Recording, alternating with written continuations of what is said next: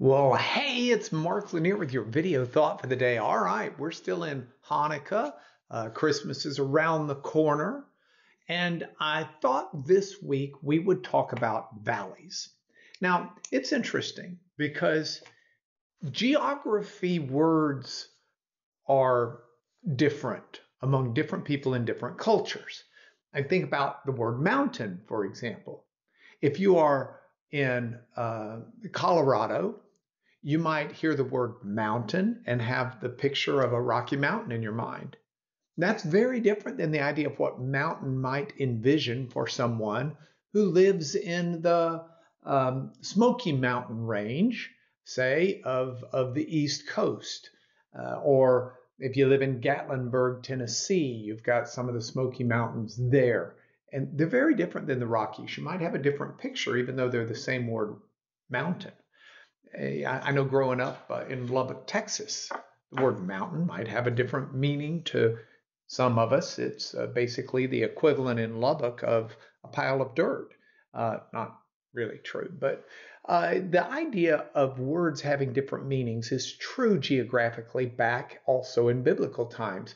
So I can count at least 5 different Hebrew words that are translated as valley. They're totally different words in the Hebrew because they mean different things. One might mean a reference to a deep ravine, another a reference to just some narrow gorge. The word can also use, another word can be used to reference just this broad plain in between hills or mountains. Another one can be used to reference the smaller hills. They're even called, in a sense, the foothills or valleys, with the word translated valleys. So I looked at one yesterday that deals with one word for valley. I want to look at a separate reference to valley today. And the passage that I'm using is out of the book of Numbers. It's Numbers chapter 13, specifically verse 23. Now, let me put it into context. God's brought Israel out of Egypt, out of bondage.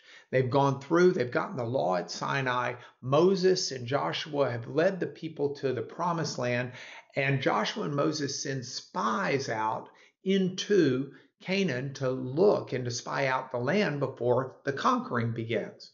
Well, when the spies are there, they see some big people. They see a land that's flowing with milk and honey, and it's a land that's prosperous from God.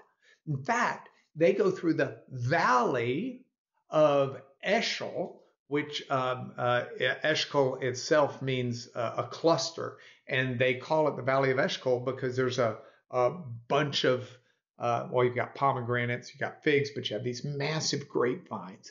And they even cut some of the grapevines and put them on a pole between two guys because the grapes are so big. You can still go there today and find grapes as big as little plums. It's amazing what grows there outside of Hebron. So they get to the valley. They see this incredible fruit. They take it back. But do you know, they never went in to conquer the promised land because they were afraid.